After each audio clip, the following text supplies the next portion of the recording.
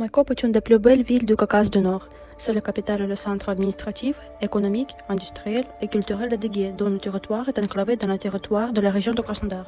Maïkop est une ville type du sud de la Russie qui combine la tradition et la modernité. Traduit de heldique, Maïkop signifie vallée des pommiers. Certains comparent Maïkop à New York en zone de la structure des rues. Dans la plupart des cas, elles se croisent sous l'angle droit et tout le centre de Maïkop se compose de quartiers identiques et égaux, comme un cahier de mathématiques. Le peuple adégué est considéré comme l'un des plus anciens du monde. Beaucoup de gens le considéraient comme des aristocrates des montagnes ou des Français du Caucase. Les femmes adéguées ont toujours incarné les idéaux de la beauté et les hommes de la masculinité. Cette année, les habitants de la République ont célébré un événement important, le 100e anniversaire de la formation de l'autonomie de la région des Adyguées. Le symbole de la République, c'est son drapeau vert avec 3 flèches croisées et 12 étoiles. 12 étoiles d'or signifient l'union de 12 tribus adéguiennes. 3 flèches croisées symbolisent l'union de 3 les plus anciennes familles princières d'Adyguée. Les hommes adultes portaient toutes les armes et les enfants, tant garçons que filles, étaient entraînés dans l'objectif de devenir des guerriers. La famille était très large, correspondant plutôt à un clan. Les parents confiaient souvent leurs enfants aux bons soins des adultes les plus âgés du clan. Les enfants sont élevés dans les familles des Adyguéens dans les traditions d'Adykabze, code de l'honneur, règles et lois non écrites de l'étiquette. Ce code était transmis oralement de génération en génération. Adygabze est un ensemble d'exigences éthiques qui comprend l'honneur, l'intégrité, la véracité, la honte, le comportement en société, la sensibilité, l'attention, le respect des aînés, des personnes du sexe opposé, etc. Il est intéressant que dans la langue adéguienne, pour compter, on utilise le système de numération vigésimale, comme en français. Où les Français et les Adéguiens ont-ils trouvé le moyen pour compter par 20? Certains suggèrent que les seuls parents ethniques de Gaulois, au Xe millénaire avant notre ère, avaient des relations commerciales avec les Adégués et ont reçu un flux de population du territoire de la culture de Maïkop, où à cette époque il y avait déjà un système de numération vigésimale. Il est difficile de surestimer le rôle du cheval dans la famille d'un circassien. Ce n'est pas seulement un animal, c'est un fidèle compagnon et ami. On peut voir le cheval dans la peinture d'Eugène Delacroix. Une huile sur toile représente un circassien tenant un cheval par la bride. Les Adégués disent même que le sang humain coule dans les veines d'un cheval. Aujourd'hui, pendant la cérémonie du mariage, les cavaliers sont suivis d'un cortège de voitures. Sans aucun doute, le touriste qui est venu à Maïkop doit visiter le musée d'art oriental. Il expose les artefacts archéologiques de toute l'Adyguée.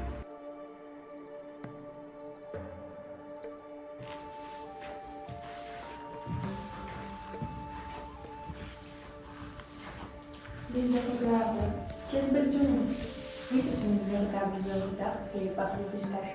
Il est le premier couturier national d'Adyguée qui a créé une collection unique comprenant des dizaines de robes d'art et d'objets d'art.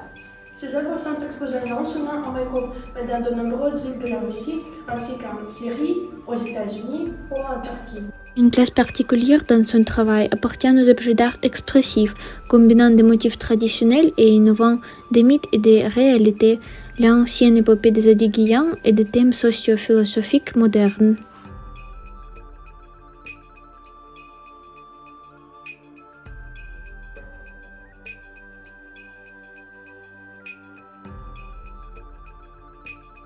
Inspiré par le patrimoine culturel de sa partie ethnique, le célèbre orfèvre adéguéen Asiaïftik fait renaître la tradition de sa nation. Ses œuvres ont été exposées un peu partout dans le monde entier. L'Adyguée est célèbre pour ses gens, mais aussi pour son hospitalité et son bon voisinage. Pour les Adéguiens hospitaliers, le refus de partager le repas avec eux est une insulte. Traditionnellement, chaque plat est servi sur une petite table ronde, un trépied à nez. Un nez était un symbole de l'unité de ceux qui étaient assis. Le repas autour de cette table réunissait les gens, tout le monde y était égal.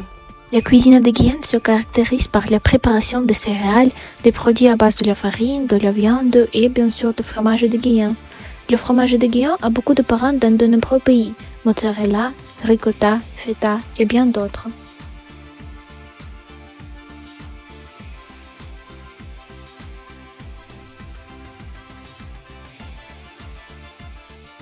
Nous allons nous plonger dans la beauté naturelle de notre région, nous profiter du calme, de la paix et de l'air pur des montagnes.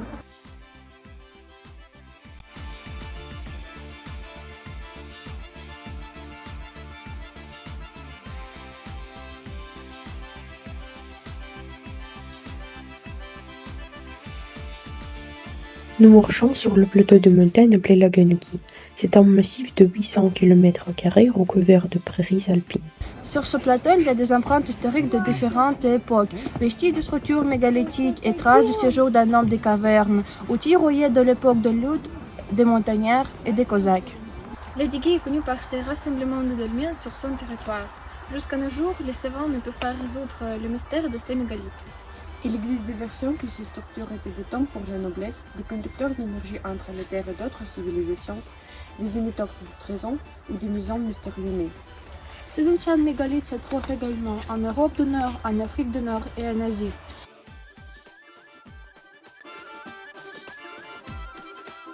La culture de Maikop est une culture archéologique.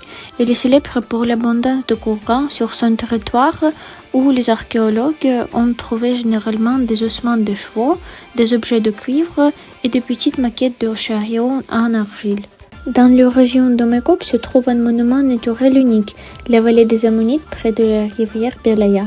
Ils sont témoins des époques où ce territoire était couvert par les eaux de la mer de Tétis.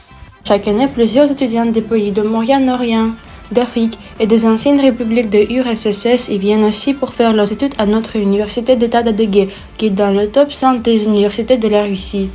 Alors, moi aussi, Mohamed Khalid, un des étudiants transjeunes de l'université d'État d'Adégué. Mohamed, je sais que tu viens à Maikop depuis 4 ans. Quelle était ta première impression lorsque tu es arrivé ici? Qu'est-ce qui a changé depuis là? Oui, bien sûr, je vis à Maikop depuis 4 ans. De mon arrivée, quand j'étais à mon pays, je ne savais même pas où est Maikop, où est Adégué, bien sûr, parce qu'on ne nous parlait pas beaucoup plus de la Russie. Mais réellement, en fait, j'aimais Maikop. C'est une petite ville agréable, jolie. Et le plus important, c'est une ville très propre, très très propre. J'étais dans plusieurs fédérations de Russie, mais je n'ai pas vu une si belle ville et propre aussi. Et encore avec un environnement très joli, un environnement avec de beaux endroits où on peut passer des bons moments avec nos amis et marcher tranquillement. Et on ne peut pas passer sans parler des montagnes d'Adégué qui sont tout près de Maikop. De bonnes montagnes vraiment là où on peut passer nos week-ends et nos vacances avec nos amis. Au fait, j'ai trop aimé Maikop, à vrai dire. Je compte encore être beaucoup plus ici étudier. D'accord, merci. Nous sommes heureuses de vous présenter notre ville, notre tradition et notre vie culturelle. On aime notre république, notre université et surtout on aime la langue française. Nous vous invitons à venir à notre petite république avec un grand cœur. À bientôt!